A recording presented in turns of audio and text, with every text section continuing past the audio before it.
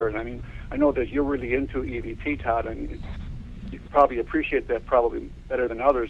It's something that you really have to train somebody for, and I think that's what we do really well in the group, is to train people. And when you train people properly in the proper methods, and everybody has their set plans in motion when they go to a site, everything runs very, very smoothly. Well, I think you're right with that. Taking a while to train people, because I know with me in the EVP, it took a long time for me to get to the point where I could listen to something and think, oh, this doesn't sound right. Because I've listened to so many over the years, now I can hear something and think, oh, I've heard this before, and it doesn't sound right. And that takes time. You don't just, somebody can't just explain that to you and you can do it. Oh, absolutely. Something you have to learn.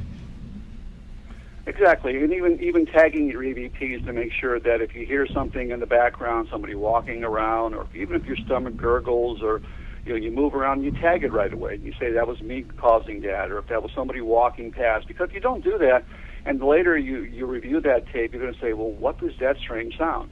And it may sound very, very weird later, and if you don't tag it, you're going to be wondering forever if that's really a paranormal sound, if that's something natural.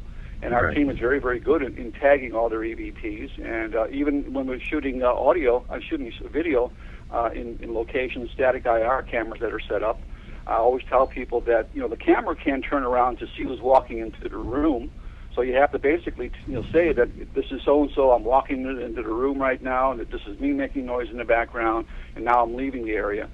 So if you pick up these sounds or noises in the background and on the audio track of videotape cameras, you're not going to mistake that for ghosts walking around or some paranormal noise. I mean, you have to tag even your video too as well. And a lot of people aren't aware that you have to do that as well. Right. You have to do that just as well as you have to tag your audio and your EVP. Yeah, good point. Good point. Because a lot of folks, they just they overlook that. Next thing you know, their evidence is tainted because I don't remember that. I don't either. Or what do we do now? Well, let's toss it.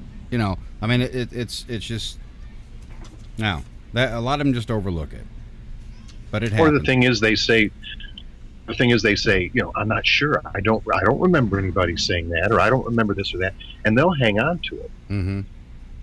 Well, you can hang on to it, sure. You can't do that. It's no good if you can't say that definitely there was nobody in there that said that. Yeah, it's just, it's harder to prove. It's not like it's our job to prove any of this to anybody. It's just we're trying to make things a lot more credible, right, Dale? I mean, that's kind of the main goal, is information of life after death, period. You're trying to make it more credible, but you're also trying to make it where people aren't going to be able to dissect and pick your evidence out and just say, well, this was obviously something else, and this was something else, and this was something else. If you really have good, credible evidence, and you've tagged it, and you know that the conditions under which you've set up your equipment, your EVP sessions, your audio, your video, and you know the conditions under which you do your investigations, then there's very less possibility for scrutiny for your finished product, your evidence, and you have a lot less skepticism for that finished product, that raw evidence, that raw data. Yeah, because that's the thing. You can put out a really good EVP, and people will listen to it and say, whoa, wow, and then they forget about it. But put one out and have somebody come up and say, oh, you know what that was? That was a car going by. Boy, everybody finds out you screwed up. That goes all over the place like wildfire. Oh, yeah. Exactly. Yeah. We got about 25 minutes here for the top of the hour break, Dale. I want to get into your first investigation here that we have, for these folks. Tell us about St. Mary's Hospital. I got some things loaded up here, and, I was going to show them some evidence, kind of give them an idea. Sure. This investigation was a thing that we did last year. It's an abandoned hospital out there in northern Indiana. And we were out there with actually two other paranormal teams. And we had cameras set up all over on different floors. Several different floors had all kinds of activity, from shadow images to footsteps and all different strange sounds. There was all kind of activity going on. And the very top floor is actually the surgical floor, the fifth floor where all the surgical wards are located.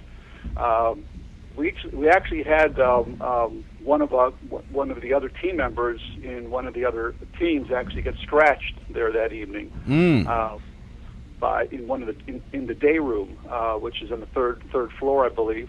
However, we were all supposed to be connecting with walkie-talkies. We had the walkie-talkies all set up, but they weren't using them. They weren't.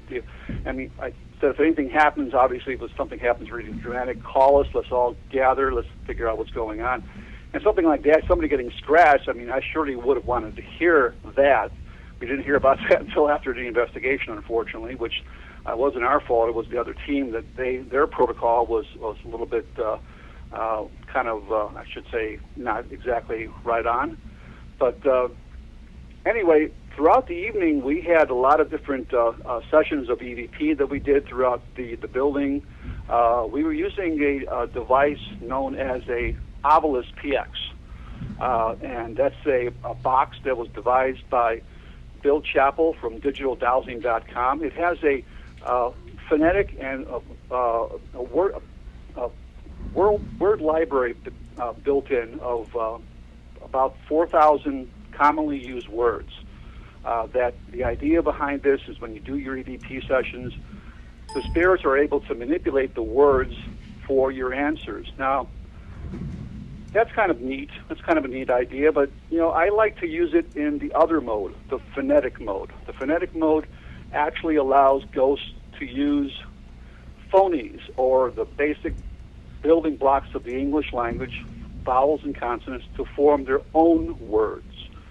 Therefore, you're not using a built-in library. You're allowing the spirits to form words, parts of words, sentences, and create a conversation, if you will. In the dictionary mode, they're only able to draw off one word at a time. In the phonetic mode, they're able to put together an entire sentence. And we were able to get an entire sentence in one particular situation when we were walking upstairs going towards the surgical ward. The one clip that says "Get out." It's a video clip, and we were all walking.